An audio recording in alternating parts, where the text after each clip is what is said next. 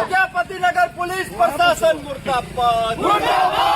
अरे हत्यारा एसआई का निलंबन नहीं, नौकरी से बर्खास्त कर फांसी का सजा देना होगा। हत्यारा एसआई शक्ति सिंह को निलंबन नहीं, फांसी का सजा देना होगा। पुलिसिया राज नहीं चलेगा, पुलिसिया तानाशाही नहीं चलेगा। किसान के हत्यारे को, किसान के हत्यारे को हम लोग विधि सम्मत कार्रवाई करते हुए इस लड़ाई को यहीं खत्म नहीं कर रहे। ये हमारे भाई ईशांत की हत्या के बाद उसकी संवेदना में हम लोग कैंडल मार्च निकाले अभी, और ये मार्च यहीं खत्म नहीं होता है। यहाँ से हम सिलसिलेवार ढंग से पुलिस महकमे के जो भी वाजिब पदाधिकारी हैं वहाँ तक इन बातों को ले जाएंगे जो आप अभी सुन रहे थे। इस एसआई शक्ति सिंह का जो मनोबल हाई है उसके रिमूव टू सर्विस का मांग करेंगे, और इस बात के लिए यदि लड़ना पड़े हमको हाई कोर्ट में भी, सुप्रीम कोर्ट तक यदि जाना पड़े तो भी जन याचिका लेकर हम जाएंगे। शक्ति सिंह को निलंबन कर दिया गया है। निलंबन में दम नहीं, निलंबन करने का निलंबन चाहिए। सुनिए, निलंबन करने का मतलब शक्ति सिंह को बचाना है। शक्ति सिंह को जेल होना चाहिए। शक्ति सिंह के ऊपर हत्या का मुकदमा दर्ज करके फांसी की सजा हो उसको। क्यों? क्योंकि शक्ति सिंह, सुनिए, शक्ति सिंह ही साजिश करता प्रतीत होता है। यदि आप पिछले घटनाक्रम को देखेंगे, ये ऑडियो वायरल की बात नहीं है। पहले दिन से शक्ति सिंह की गतिविधि पीड़ित परिवार को लेकर के सही नहीं था, न्याय उचित नहीं था। वो अपराधियों से मिला हुआ था। इसलिए ईशांत को न्याय मिले, इस बात के लिए हम यहाँ सड़क को तो गर्म करवे करेंगे, सदन को मजबूर करेंगे। वहाँ भी सवाल सदन में हमारे कल तक सो जाइएगा नहीं। अभी मानसून सत्र में, अभी जो मानसून सत्र चलेगा पटना में, उस विधानसभा में इस बात को उठाएगा लाल झंडा का जो भी हमारा साथी है। क्योंकि मैं ऑल इंडिया स्टूडेंट फेडरेशन का स्टेट मेंबर हूं और जिला का प्रेसिडेंट हूं। ये हमारी नैतिक जवाबदेही है कि किसी छात्र के साथ यदि अन्याय होगा किसी कोने में, तो हम मरते दम तक लड़ने वाले लोग हैं, भगत सिंह के रास्ते चलने वाले लोग हैं, झुकने डरने वाले नहीं हैं। इसमें संलिप्त यदि सम्राट चौधरी भी होंगे उनको भी जवाब देना पड़ेगा, क्योंकि न्याय का राज है, यहाँ संविधान है। जी, ईशांत छात्र 9वीं कक्षा के छात्र थे ईशांत, यही बंगराहा उत्क्रमित मध्य विद्यालय के 9वीं कक्षा के छात्र थे ईशांत। क्या ईशांत छात्र के या छात्र नेता नहीं केवल राजनीति करेंगे, या इस प्रकार की कभी भी घटना होगी तो सड़क पे आएंगे? बिल्कुल, राजनीति से अलग इस चीज को आप नहीं देख सकते हैं। राजनीति और कोई दुर्घटना अलग अलग चीज नहीं है। इस देश में हर चीज तय करता है राजनीति। इसलिए राजनीति में सहभागी जब तक छात्र नौजवानों का नहीं होगा, यही अराजकता फैलेगा। इसी तरह पुलिस तानाशाह बनेगी जब हम अपने अधिकारों को नहीं जानेंगे।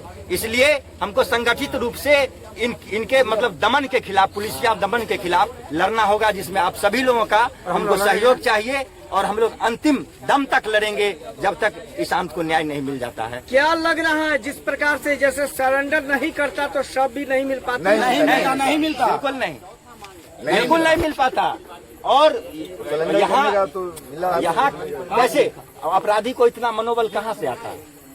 जब स्थानीय विधायक, सुशासन की सरकार है, डबल इंजन की सरकार है, बिहार में 90 के बाद सबसे ज्यादा सुशासन की सरकार है। ये सब निकम्मा है। देश में कहीं भी घटना घटता है, सब निकम्मा।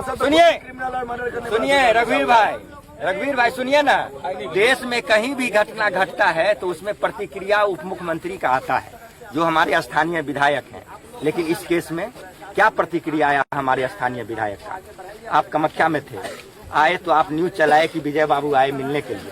वो नहीं आए थे, उनसे मिलने के लिए जबरदस्ती हम लोग गए थे, बगल में आए थे। जी, यहाँ आना उन्होंने उचित नहीं समझा, और अभी तक संवेदना के 2 बोल भी वो नहीं बोले हैं, जो कि मैं समझता हूँ कि निंदनीय है ये। और मैं अपने विधायक से, स्थानीय विधायक से भी ये मांग करूंगा आज के प्रतिरोध मार्च के माध्यम से, वो इस मसले पर चुप्पी तोड़ें और इसमें हस्तक्षेप करते हुए पीड़ित परिवार को न्याय दिलाएं। क्या कैंडल मार्च यहीं तक रह जाएगा या आगे तक चलेगी? ये तो मैं बोल रहा हूँ कि ये अभी शुरुआत है, और सिलसिलेवार ढंग से हम इसको अंतिम दम तक लड़ेंगे। कब तक? जब तक फांसी नहीं मिल जाता है ईशांत के हत्यारों को, तब तक हम लड़ेंगे। तो पुलिस कितने लोगों को उठाई है पता है? पुलिस का तो अभी मतलब इंक्वायरी चल ही रहा है और उसमें हमको लगता है कि दखल अंदाज करना सही बात है नहीं।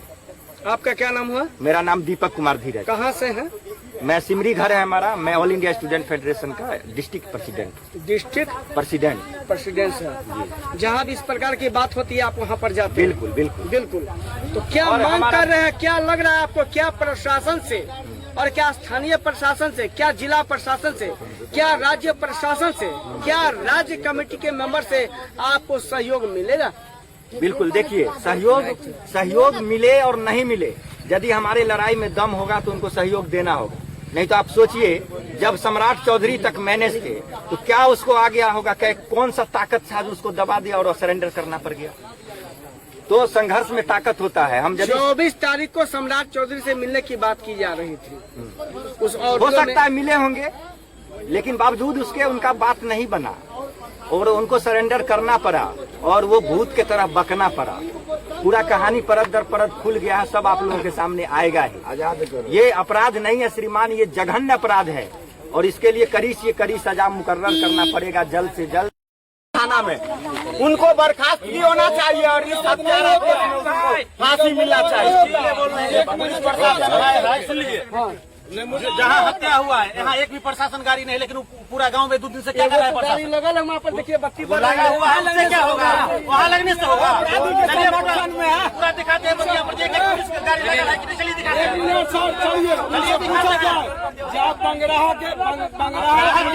हत्यारा है उसके गाँव में गाड़ी लगा हुआ है, चलिए यार सोमवारी तक फोर्स है, लेकिन यहाँ कहाँ नहीं गया? पुलिस बचाने का काम कर रहा है, पूरा कर रहा है 99%। इसीलिए पुलिस हो जाए। बताइए, जो हत्या किया है, जो मुजरिम है उसके घर पर प्रशासन है,